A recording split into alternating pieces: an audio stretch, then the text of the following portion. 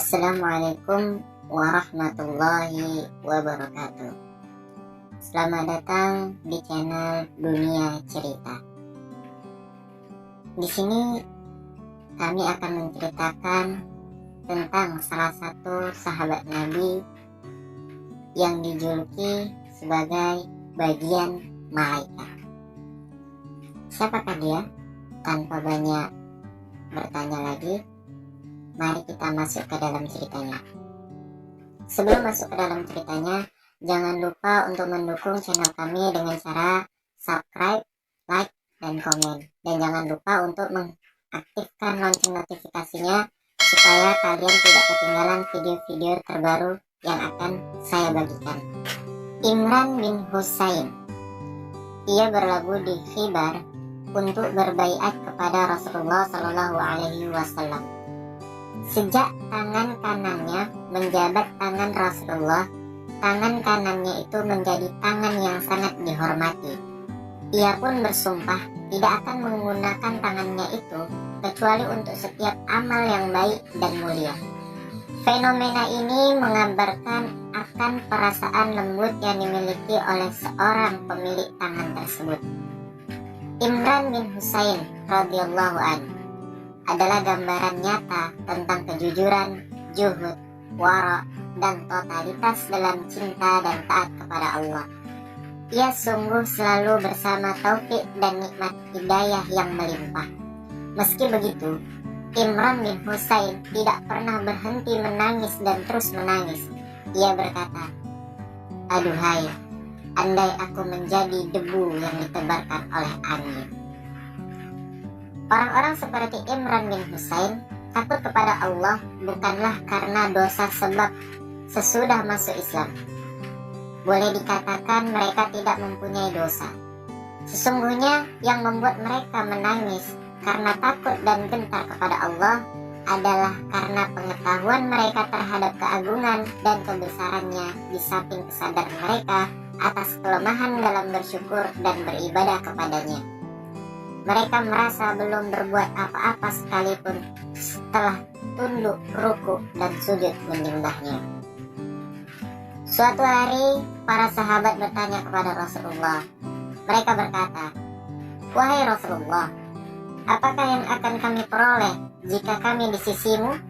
Sesungguhnya, hati kami menjadi halus, zuhud terhadap dunia, seakan melihat akhirat dengan nyata, hingga saat kami meninggalkanmu dan bertemu keluarga, anak-anak, dan dunia kami tidak mengenal diri kami." Rasulullah pun menjawab, "Demi Tuhan yang jiwaku berada di tangannya, andai kalian tidak pernah beranjak dari sisiku, kalian akan melihat para malaikat secara nyata. Namun yang terjadi adalah sesekali dan sesekali." Imran bin Husain mendengar hadis Rasulullah ini. Kerinduannya pun bergelora seakan mengharuskan diri untuk tidak ketinggalan dari tujuan agung, bahkan meski harus mengorbankan nyawa. Tekadnya seakan tidak puas dengan hidup yang hanya timbul dan tenggelam. Ia pun agar seluruh hidupnya menjadi satu waktu yang selalu digunakan untuk bermunajat dan beribadah kepada Allah, Tuhan semesta alam. Pada masa kekhalifahan Umar bin Khattab, khalifah mengutusnya ke Basrah untuk mengajar dan mendidik penduduk di sana. Ia pun tiba di Basrah dan semenjak mengenalnya, para penduduk berduyun-duyun untuk mencari berkah kepadanya dan mencari cahaya dari ketakwaannya. Hasan al-Basri dan Ibnu Sirin mengatakan, tidak seorang pun sahabat Rasulullah Shallallahu Alaihi Wasallam yang datang ke Basrah melebihi Imran bin Husain. Imran tidak pernah mau jika ada sesuatu yang membuatnya sibuk dari Allah dan beribadah kepadanya. Ia pun tenggelam dalam beribadah, bahkan seolah-olah ia tidak lagi berhubungan dengan alam dunia yang di sanalah ia hidup di atas bumi dan di tengah-tengah manusia. Imran menjadi laksana malaikat yang hidup di antara para malaikat. Ia sapa mereka dan mereka menyapanya. Ia melihat mereka dan mereka melihatnya.